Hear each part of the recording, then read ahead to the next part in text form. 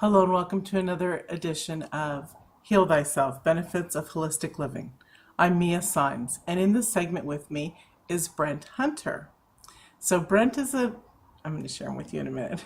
Brent is an author. His book called The Rainbow Bridge is pretty incredible.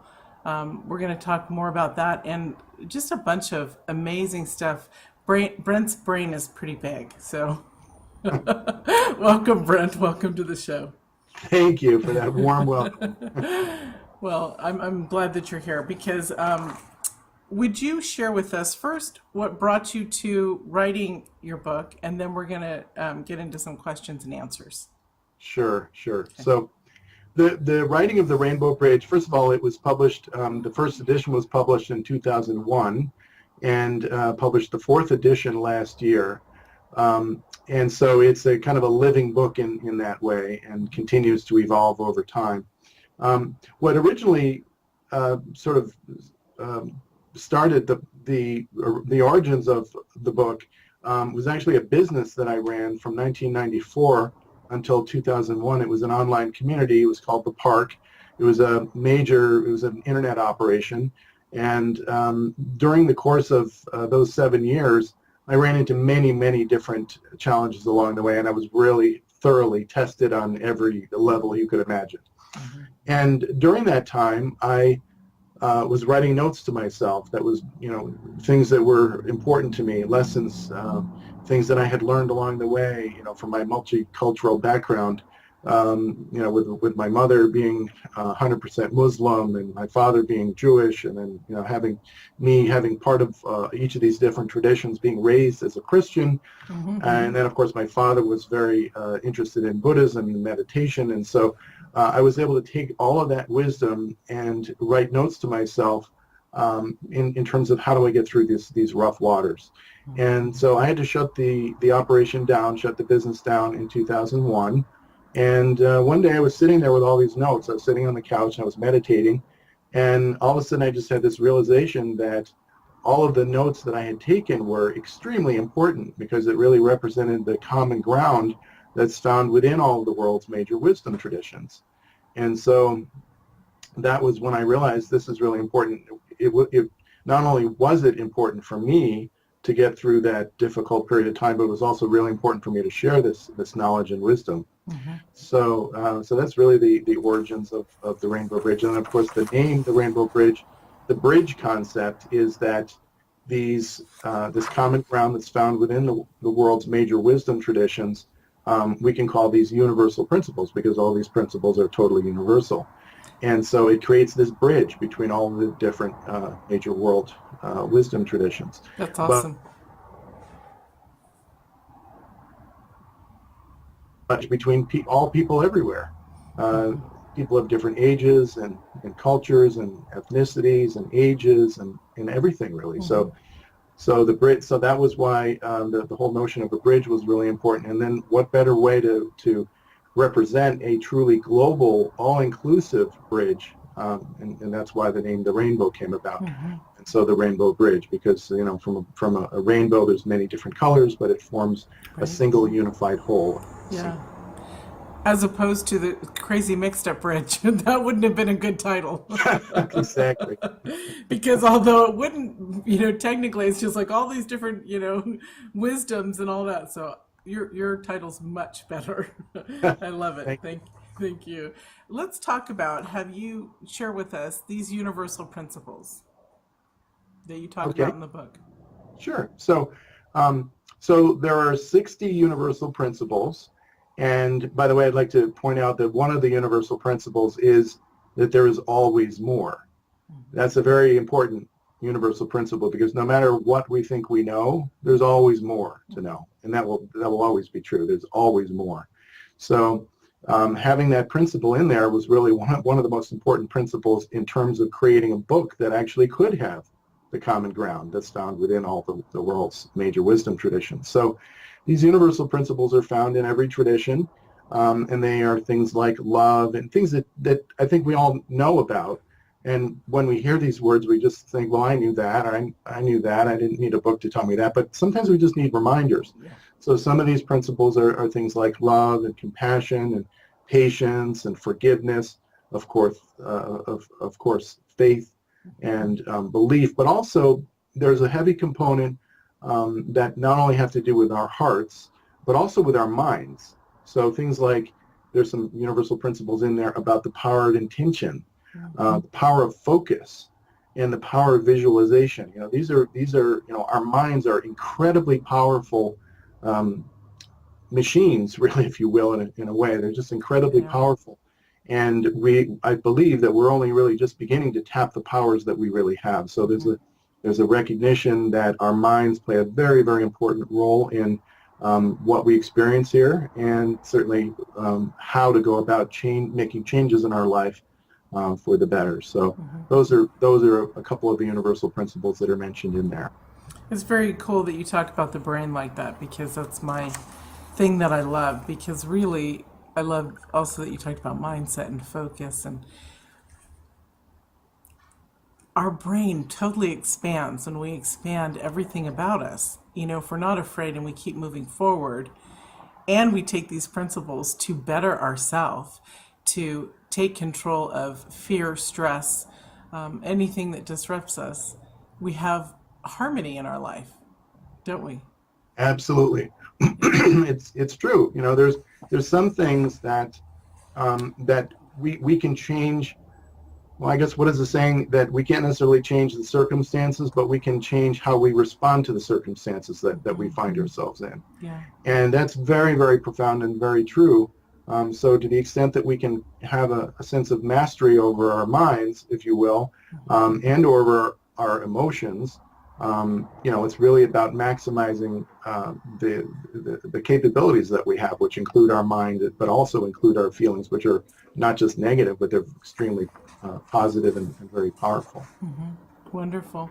Would you like to tell and talk about a little bit about the ancient wisdoms that you learned from your own ethnic background with your parents? Sure. So, as I mentioned briefly, my mother was born and raised in Turkey, and so was 100% Muslim, and so I'm kind of Muslim. And my father was Jewish, and yet they raised us as Christians. And so that was very confusing when I was a child. I thought, what is all this about, And my father was also very interested in meditation and in Buddhism in particular. But he was very interested in meditation over everything else, really. And so much so that he insisted that me and my two sisters learn how to do transcendental meditation. So he brought us, sort of kicking and screaming, to learn how to do TM. I was 12 years old at the time, and I really enjoyed learning how to do transcendental meditation. And I've been doing meditation. I've been meditating ever since then. There's many different kinds of meditations that one can do, thousands really, but that was the one that really I started off as. So so during the course of my life, I was really intent on figuring out, what is religion all about? What does it mean? What's the point of it? Why are we here? Asking all the basic questions that seekers and searchers all over the world ask ourselves. So that's where kind of I started my journey with the wisdom of Christianity and Judaism and Islam, but then I kind of branched out from there, studying the wisdom of Buddhism and Hinduism, Taoism, Native American and indigenous traditions, Sikhism, Baha'ism, Zoroastrianism.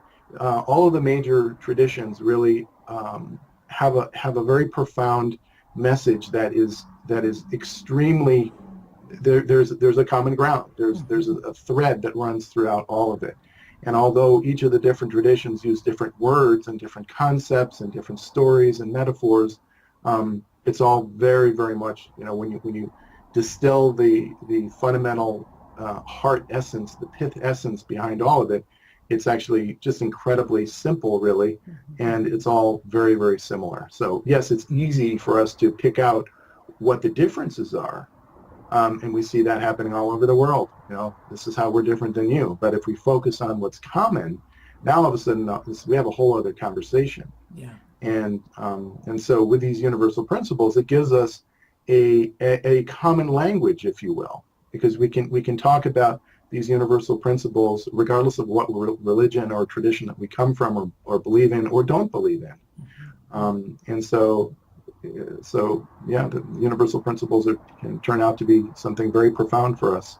I think, especially at this time of huge turmoil in the world. So these universal principles can be very helpful for us to come about with, and sort of attain a sense of inner peace and tranquility and harmony within our own selves. But also we can use these universal principles to create a better world. And I'm sure we'll talk a little bit more about that as we go on. Yeah, we will. But let's, I also want to jump in a little bit about, as part of your past, about technology and business. Sure. And how we can utilize these principles in technology and business as well. Okay, sure. So I actually have a background, for people who haven't read The Rainbow Bridge, I have a background in information technology and have been working with computers ever since I was, in early high school.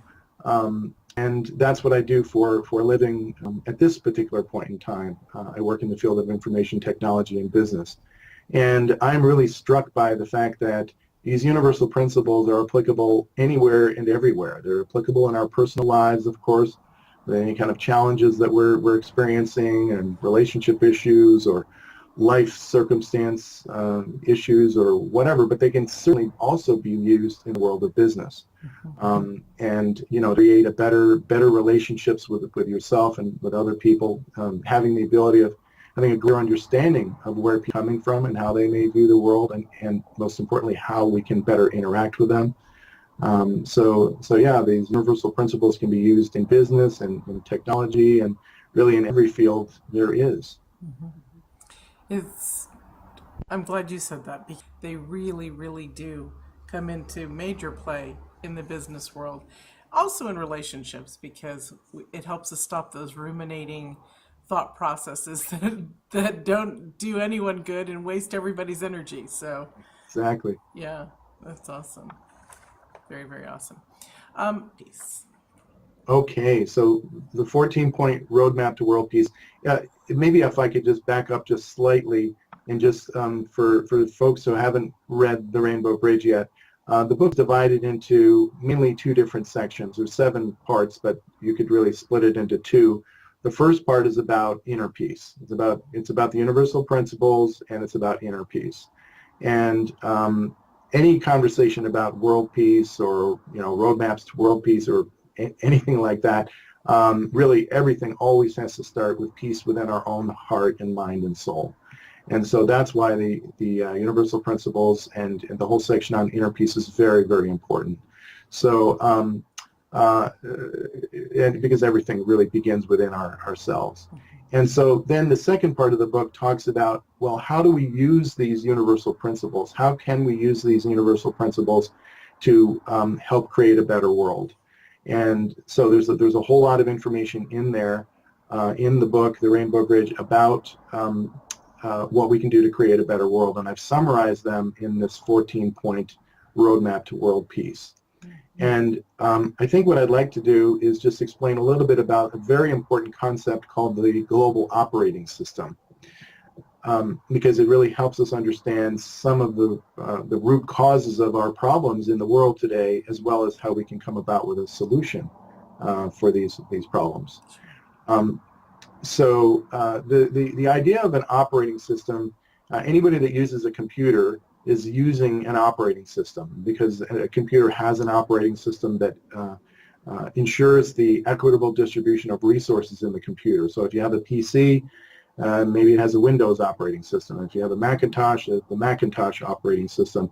There's a Unix operating system. Mainframes have operating systems. Phones have and so again, the whole point of the operating system is that multiple programs can coexist peacefully in this computer, and share the resources such as the CPU power, the memory, the hard drive capacity, the peripherals, and things like that. And so we can use this understanding that computers have these operating systems, and then therefore, because we have this operating system, all of these different programs can kind of coexist peacefully and share the resources. That's a really important concept to remember, because if we think about the world that we live in today, we have a huge world, and all of our communication systems are completely interconnected. All of our financial systems, our economic systems, communication systems, banking, everything, we're completely interconnected in ways that we've never been interconnected before. So the world is completely interconnected. We're totally interdependent upon one another, and yet we do not have a smoothly functioning global operating system. This is really profound, because when you recognize, wow, we don't have a smoothly functioning global operating system, because we don't, then any program, just like in a computer, if you don't have an operating system, then any program can come along and start sucking up all the resources, sucking up the memory, the hard drive capacity, the CPU, and the peripherals, etc. Same thing happens in the world. Because we don't have a smoothly functioning global operating system, then any program, if you will, can come along and start sucking up resources, but just maybe a different kind of resources, like oil, natural resources, minerals, water, land, whatever it happens to be. So when you look at the world and say, well, we don't have a smoothly functioning global operating system to actually ensure the equitable distribution of resources. So it totally makes sense that we have all these problems. When you look at it like that, it's like, well, no wonder. Of course we have violence. Of course we have, terrible conditions for many people around the world. It's because we don't have a way of ensuring the effective and the equitable distribution of those resources. So that notion of the need for an operating system for the world is really, really critical. And the 14-point roadmap to world peace is a way that we can get there, that we can actually create this bridge to a better world that has a smoothly functioning global operating system. Okay. So share those with us. Share it with you. Okay. Well, there's a number of points that are in the 14-point roadmap to world peace, and the first one is it's about the United Nations. The United Nations, there's a lot of misunderstanding about the UN, and yet the United Nations is probably the humanity's best attempt at creating a smoothly functioning global operating system, because it's through the UN that we actually have international travel. Without the UN and its various agencies, we wouldn't have the ability of traveling all around the world. We wouldn't have the ability of communicating through telephones or through radio or through television, because it's these UN agencies that set up the frequencies and make all of that happen. So the UN as it exists today has a number of very serious challenges that need to be addressed.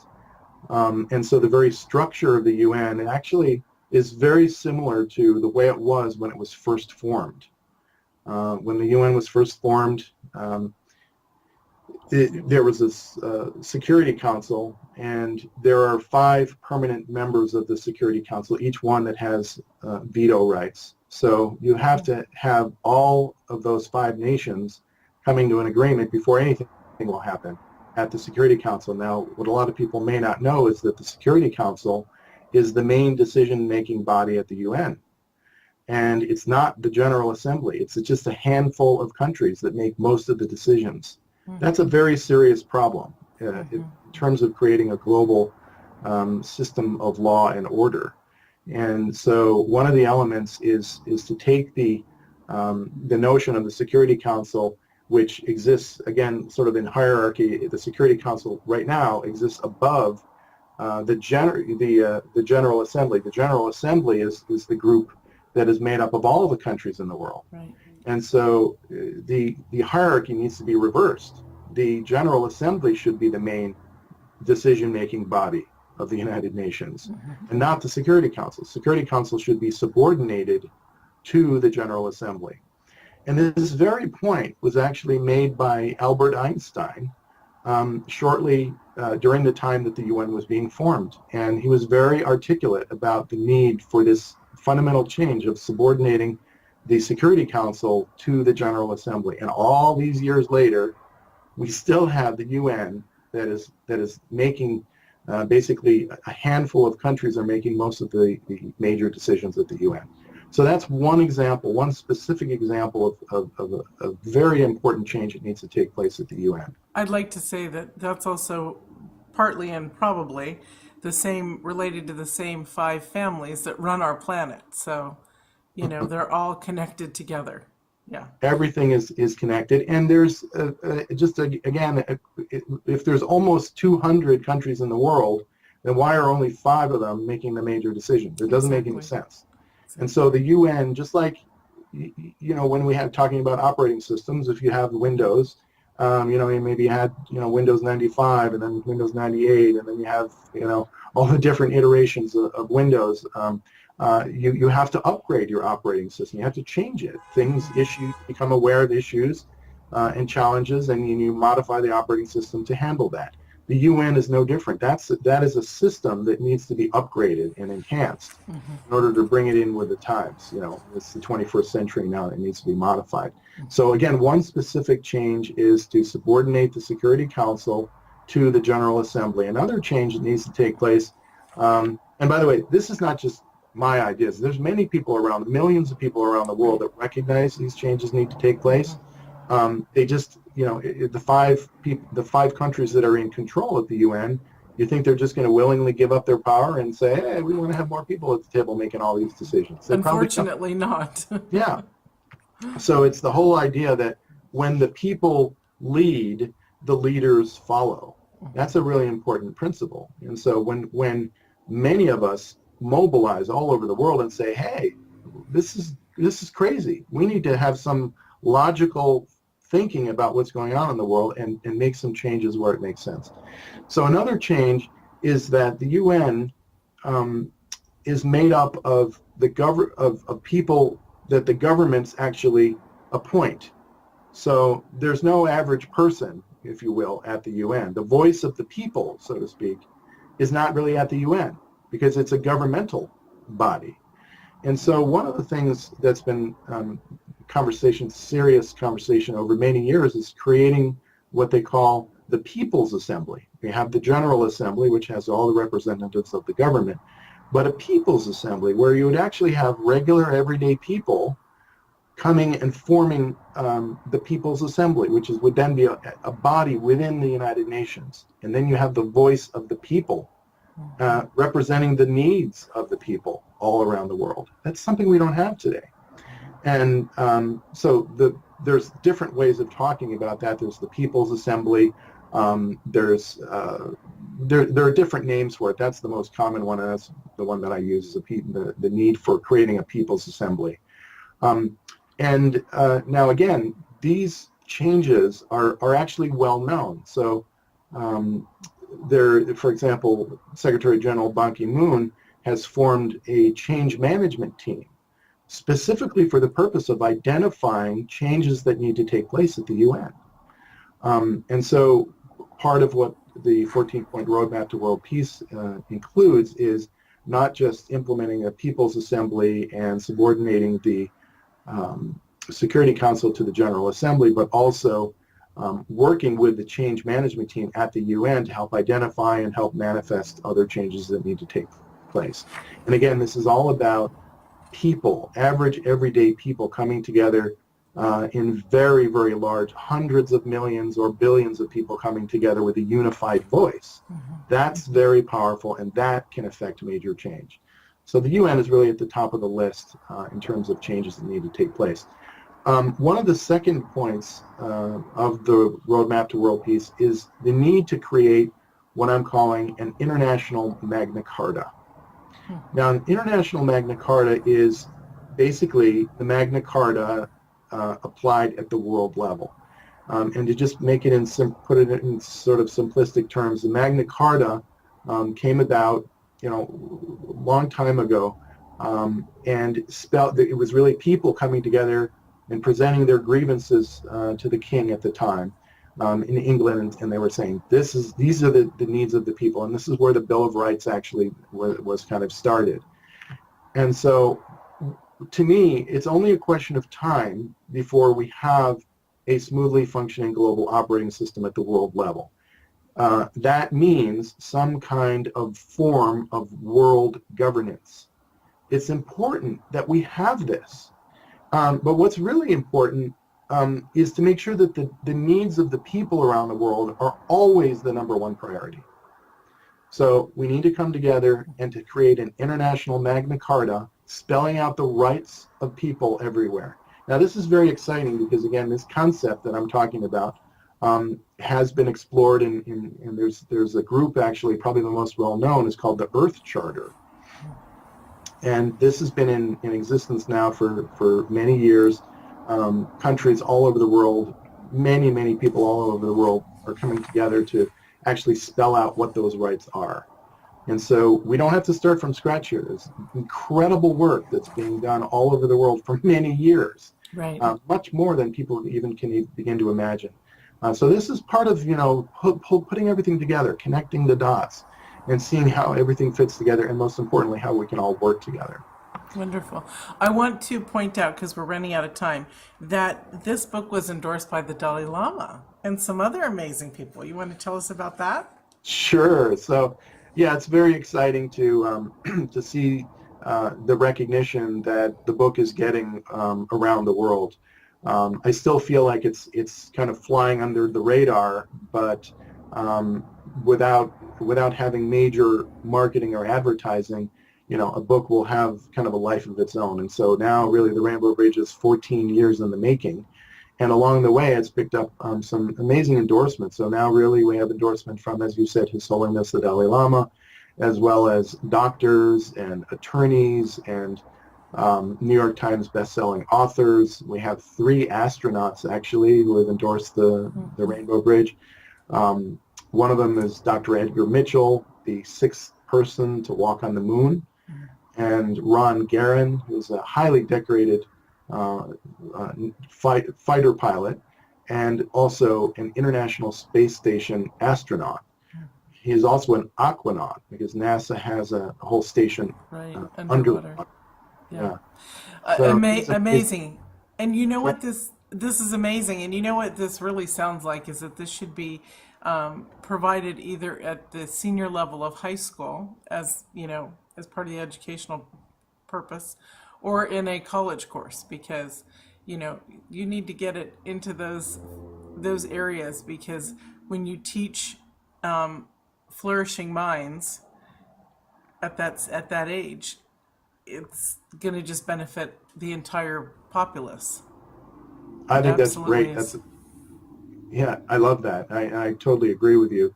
Have your agent do that, and I'll call her too, because okay, because she's awesome. So, can you share with us your free gift?